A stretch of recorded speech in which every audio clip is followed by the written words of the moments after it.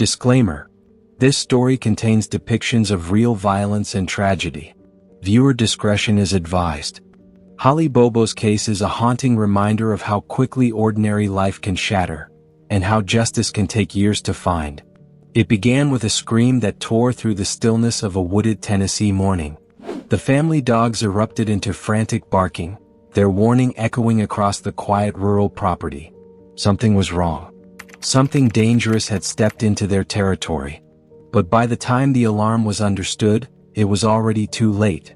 Armed strangers had forced a young woman into the forest, vanishing with her into a wilderness that swallowed sound, light, and eventually, hope. In the days that followed, investigators would uncover a nightmare layered with cruelty, manipulation, and unimaginable violence. A nightmare suffered by a 20-year-old nursing student whose life was stolen simply because she crossed paths with evil at the wrong moment. This is the story of Holly Bobo. Welcome to Creepy True Crimes. Take a second to like, subscribe, and turn on notifications. Now let's begin.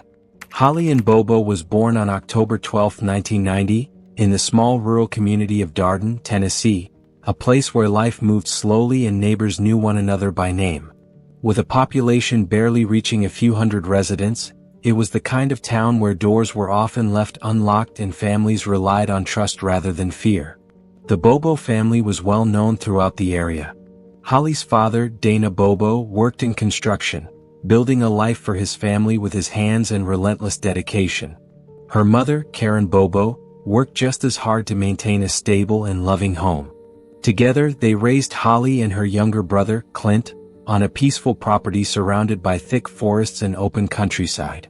Hunting was a normal part of life in the region. Seeing people dressed in camouflage moving through the woods was routine and rarely raised concern. The forests were not seen as threatening, they were simply part of daily living.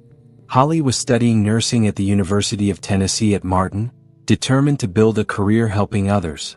She commuted regularly between home and campus, balancing school, friendships, and family life with quiet determination. She was especially close to her younger brother, Clint. Their sibling bond was strong, built on shared childhood memories, rural traditions, and mutual trust. Holly also shared her life with her boyfriend, Drew Scott. He was well liked by her family, hardworking, responsible, and supportive of Holly's goals. Their relationship seemed steady, filled with plans and promises about the future. But the future they imagined would never arrive. April 13, 2011 began like any other day. Holly had spent the previous evening preparing for a major nursing exam. She studied, spoke with classmates on the phone, and tried to mentally prepare for the challenge ahead. It was supposed to be an important milestone in her academic journey. Instead, it would become the final day of her life as she knew it. At approximately 7:30 a.m., Holly received a call from her brother Clint. He was already in the woods, turkey hunting, one of his regular early morning routines. Their conversation was short and casual. Holly had to finish getting ready for her exam, and Clint returned to focusing on his hunt. At around 7:42 a.m., Holly ended the call. It would be the last conversation she would ever have. Moments later, chaos erupted outside the Bobo home. The family dogs began barking violently, their aggressive growls slicing through the morning calm. The noise was so intense it immediately drew Clint's attention. Alarmed, he rushed to the window to see what had triggered the animals. What he saw confused him. Standing near the edge of the property was a man dressed in full camouflage. Holly knelt nearby, appearing to engage in a tense conversation with him. At first glance, Clint assumed it was Drew Scott. After all, the situation looked unusual but not necessarily dangerous. Just then, Clint received a call from his mother, Karen. During the conversation, Clint casually mentioned what he had just witnessed. Karen informed him that Drew was not there. Her very words were, "Clint, that's not Drew. Grab a gun and shoot him." The realization struck Clint like a lightning bolt, and without hesitation, he grabbed a firearm and ran outside toward his sister. But by the time he reached the yard, the stranger and Holly were gone. The man had already forced her into the surrounding forest, a vast wilderness capable of hiding secrets forever. Clint immediately contacted authorities and law enforcement responded quickly, but the scene offered very little evidence.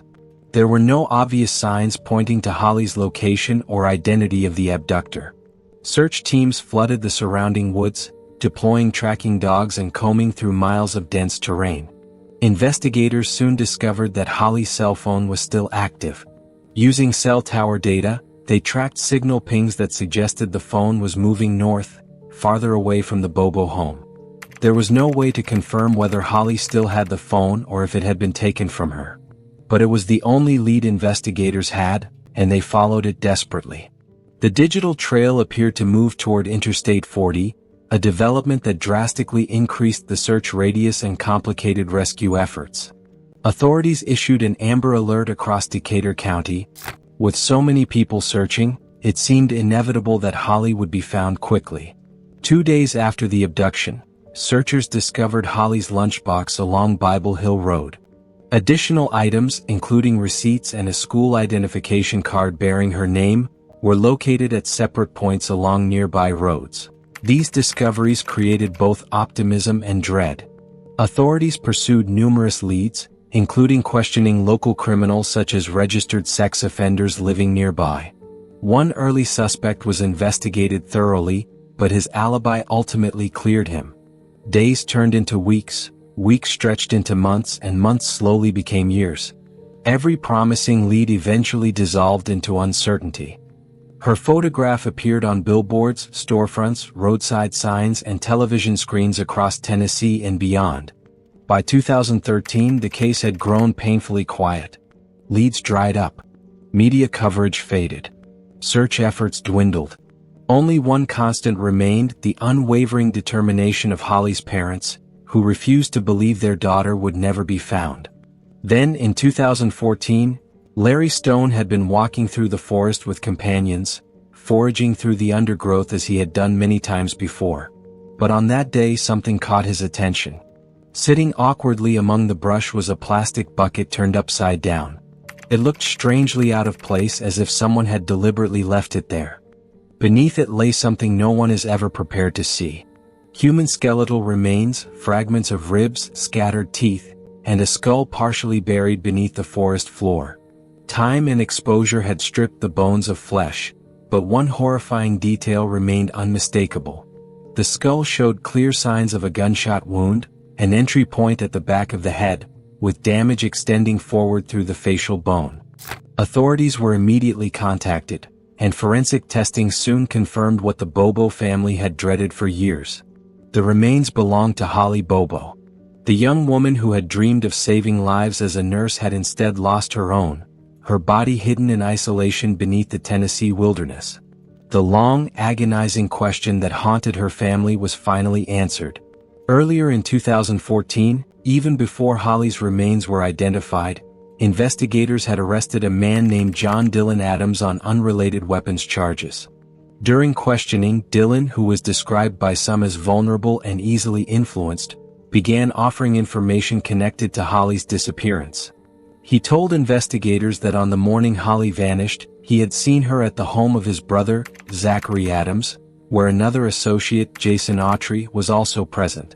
According to Dylan, Zach had allegedly bragged about assaulting Holly and claimed he had recorded it.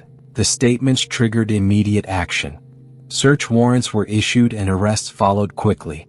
Zachary Adams, Jason Autry, and Shane Kyle Austin were taken into custody as suspects in Holly's kidnapping and murder. But the case took an unexpected turn when Dylan later withdrew his statements, claiming that investigators had pressured him into making false confessions. Despite the retraction, authorities continued building their case against the suspects. When the case reached trial, prosecutors presented a chilling narrative. They argued that Holly had not been the original target. According to their theory, the suspects had actually been seeking Clint Bobo, hoping to pressure him into involvement in drug-related activities. When they arrived at the Bobo residence that morning, Holly met them instead. Prosecutors claimed Holly resisted their advances and attempted to protect herself. That resistance, they argued, escalated into a brutal sequence of violence that included abduction, assault, torture, and ultimately murder. Much of the prosecution's case relied heavily on testimony from Jason Autry, who agreed to cooperate with investigators. Autry told the court that after assaulting Holly, the group wrapped her in a blanket and loaded her into a truck. As they prepared to dispose of her body, they allegedly made a horrifying discovery: Holly was still alive. According to Autry, Zachary Adams responded by shooting Holly in the back of the head, ending her life. Several additional witnesses were called during the trial. Among them was Zachary Adams' former girlfriend, Rebecca Erb, who testified that Zach once threatened her by saying he would tie her up the same way he had tied Holly and that no one would ever find her.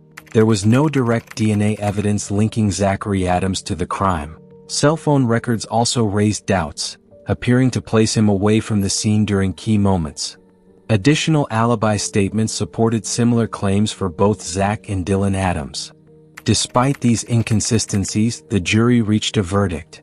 On September 22, 2017, Zachary Adams was found guilty and sentenced to life imprisonment without the possibility of parole, plus an additional 50 years. Dylan Adams had already accepted a plea agreement, receiving a 35-year sentence.